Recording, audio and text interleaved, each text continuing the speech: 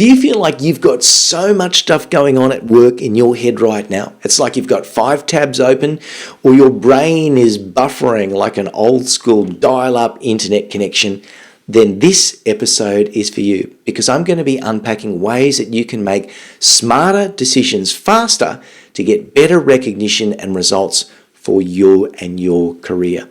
And I'm also going to be sharing a really, really powerful technique, bonus technique, to help you get clear about what you should be prioritizing your work on to make life so much easier. Welcome to the Nils Vesk Show, where every episode is designed to help you think faster, solve problems creatively, and generate breakthrough ideas to catapult your success. Well, welcome and thanks for joining us in this episode, which really is all about decision making. And here's the reality, is that the faster you can make a decision, the faster you can get on to execution, which means you're going to get stuff out the door and get a result better and sooner than if you were thinking about it over and over again. And here's the reality, is that we'll never have 100% of all of the information that we need to make a decision, and nor will we ever have a 100% guarantee that the decision is going to work. And if we use the right systems and structures, then we can actually make a decision, even though we might not have everything, so that we can do it confidently, with certainty, and with the belief that it's going to get the best results possible.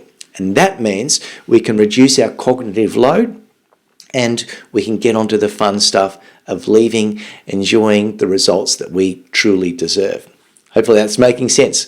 All right, so the first thing that we should be thinking about is this concept of decision fatigue. Lots of psychologists and organizational work psychologists will talk about this concept that we have so many decisions to make. Each and every minute, pretty much, we're making a decision of some sort.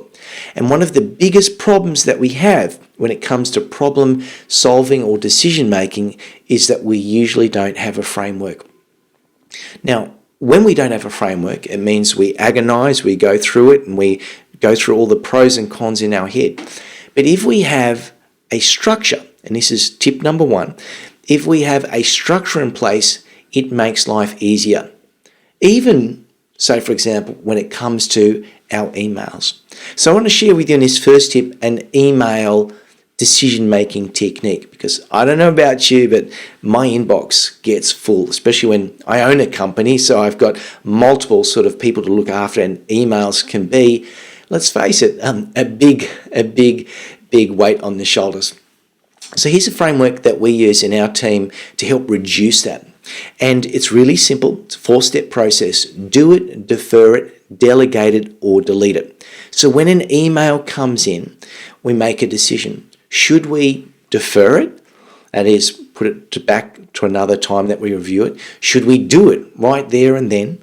Should we delegate it? That is, that we give it to someone else to do, or I say, hey, we're going to share it to the team. Or do we delete it and just get rid of it? Simple process. The 4 Ds will help you to get better at getting closer to an inbox zero much, much faster. Pretty simple. Try it out. Let me know what you think. Now, I want to hold on to that email thing for just 1 second, because when I also think about emails, I'm very mindful that it is a distraction. And the reason why we are obsessed with looking at emails, 1, we often have to do it, but 2, it's one of the few things, especially if we're working in a big company, that gives us a sense of progress. At the end, believe it or not, it's one of the few things that does. And what we can do to make it better in our effectiveness, personal and professional effectiveness, is to take the time to only check our emails twice a day. It could be 10:45 in the morning and maybe 2:30 in the afternoon. And the value of doing this means that we're not trying to solve problems throughout the day, being distracted. We don't get pulled out of our work zone, and we can actually get more stuff done. Now, right about now, some of you are going, oh, that would never fly. I need to keep abreast of our emails, and if I don't reply, people will think we're letting our customers down. I get that. So here's what we do. We create an autoresponder. It says, hey, thank you so much for reaching out for me. in an interest of our productivity and our output to deliver the best results for our customers, we check our emails twice a day at 10:45 and 2:30 p.m. If, however, your query is urgent, please text us on our number XYZ. You put in whatever it is, and we'll get back to you as soon as we can. Now, what this does is it creates a self-filtering or a self-processing conversation happening in for the client, whoever's emailing you. They're going, well, is it really that urgent? Nah, I'll just send the email and they'll get back to me. If it is urgent, well, they're going to text you or they're going to call you up on your cell or your mobile phone. It works. And trust me, people respect. I've never had any CEO who's complained or objected to this, having their people do it. Now, there is one exception to the rule. That could be around customer service. If you are a customer service leader, something like that, or you're in a call center, that's probably not going to work. But otherwise, there's no reason why you can't be doing it. It will save you so much time. Cool. Tip number 1, do it, defer it, delegate it, delete it, and have 2 of those times that you check emails. Tip number 2, and this is a method or a framework that we've used very well when we're looking at strategies for planning for a quarter or planning for the year or helping individual teams work out what they should be working on over the next 90 days. And simply put, what we do is we get them to think of 3 different areas. First up, we get them to identify, if we were to imagine we were at the end of this project, or if it's a time period, 90 days from now or 12 months from now, looking back over all of the progress that we had made, what would need to have happened for you to be totally happy with the progress and the success that you made? Specifically, what problems do you need to have overcome or dissolved? What opportunities needed to be seized upon? And what strengths needed to be maximized? And then, I know that's a big question, but we say, so let's start off with what problems needed to have been solved or overcome in order for us to be totally happy with the results that we've achieved in this project or in this time period. And either you do it individually or you get people to do that as a team, and you'll come up with a huge list. Then you say, okay, let's prioritize what are the top 3 of these that we need to overcome, because we don't want to overwhelm it. And then bang, you've got the 3 most important problems that need to be solved for you to get great results. And if you nail those 3, you can always go down the list. Cool. Then we come to the second part, which is what are the opportunities that we see? This could be an emerging trend, perhaps. Maybe it's a niche in the market. Maybe there's something that a customer insight has revealed to you. But what are those opportunities that we could seize upon? Get as many as you can down, and then prioritize what are the top 3 of those different things that you need to focus on, the opportunities to seize upon. And finally, we come to the third component of what are those strengths that we need to maximize. So these are things that we're doing really well, and we should be using them more to our advantage, leveraging them. Again, list them all out and then go, okay, for the next 90 days, these are the 3 ones that we're going to leverage, or in this project that we're going to leverage to help us get through this. And what is so cool about doing this activity is I found, even though it sounds simple, it gives people more clarity, more certainty, and then finally more confidence that they are working on the right thing that are going to get them the right results. And this can help you to make better decisions around what you should be doing and what you shouldn't be doing. Plan strategically as to what you're going to be doing. Love to know how you go with that. Please make sure you let us know about it. Okay, tip number 3.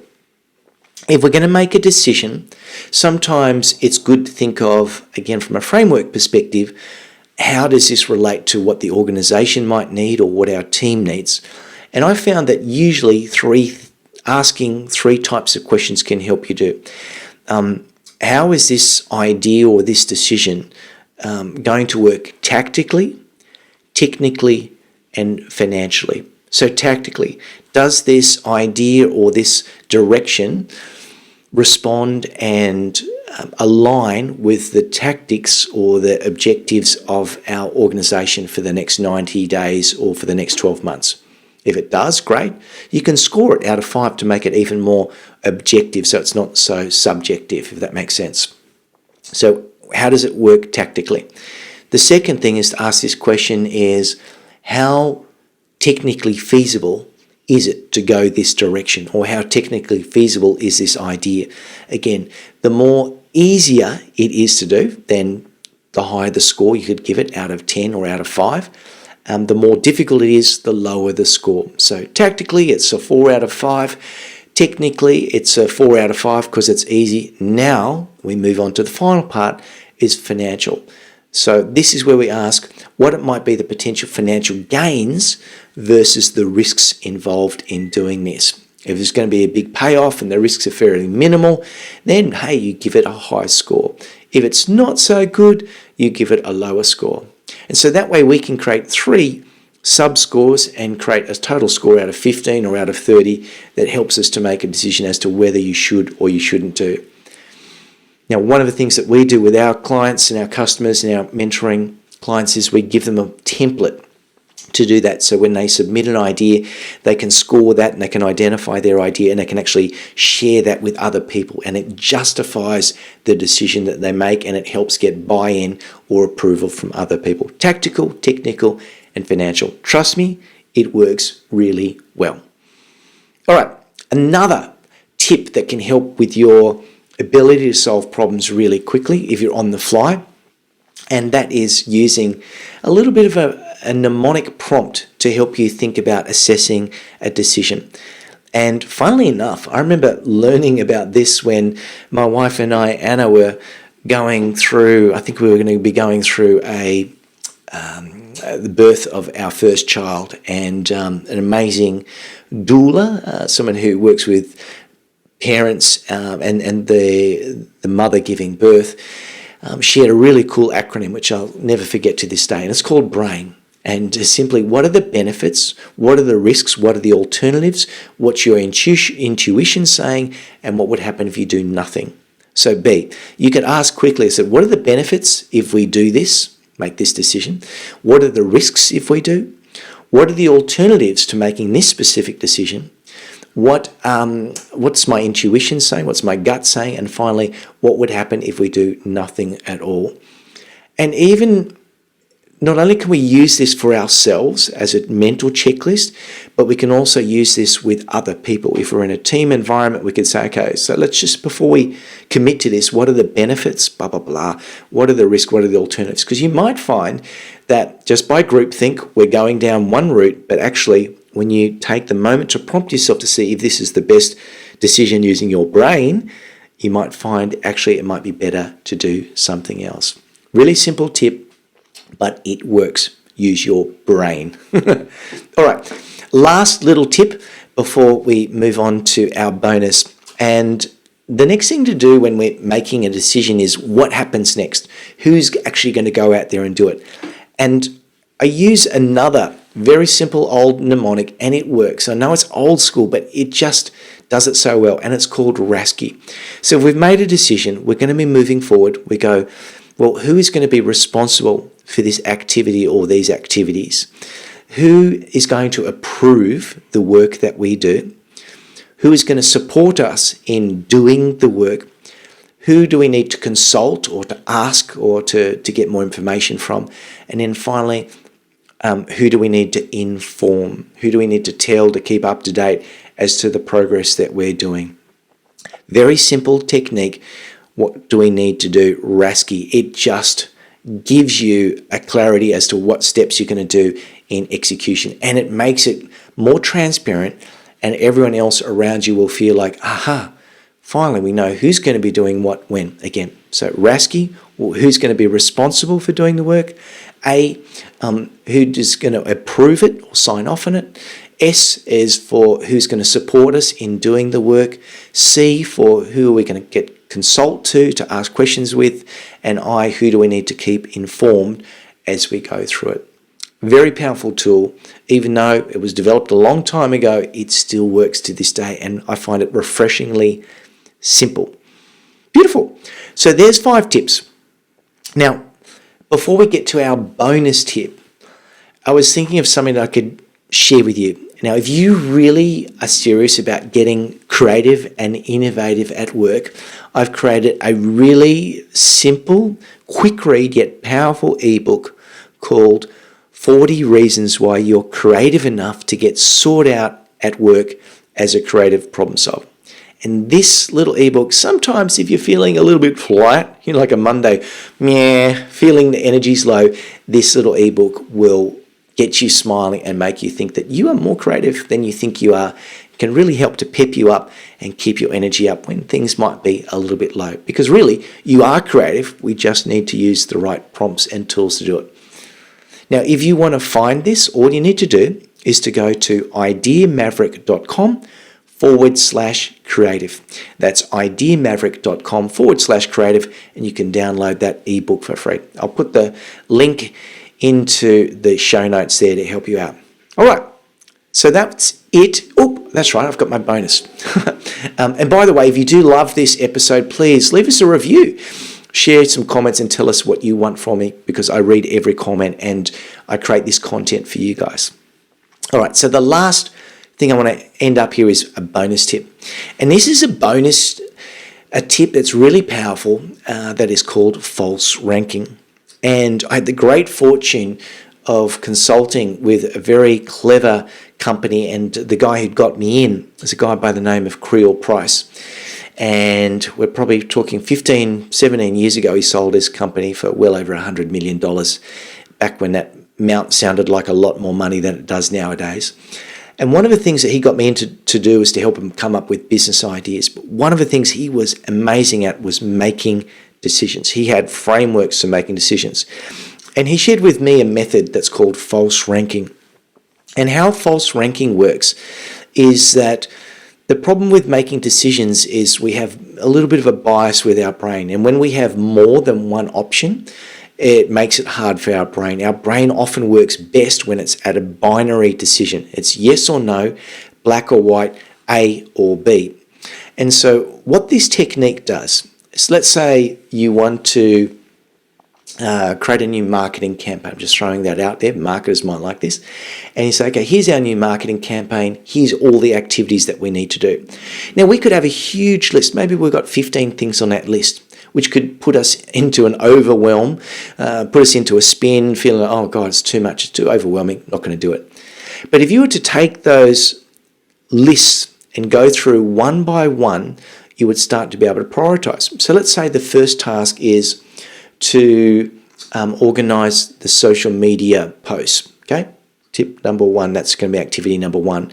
The second activity you've written down is to create copy for the new advertisement or the new marketing thing. The third one that you've written down might be to write out the avatar or the persona of who you're trying to sell to. Fourth one might be to create a social media account, and so on and so on. And so what we would do is we would say, okay, is number 1 more important, this task of organizing sort of social media, more important than creating the copy?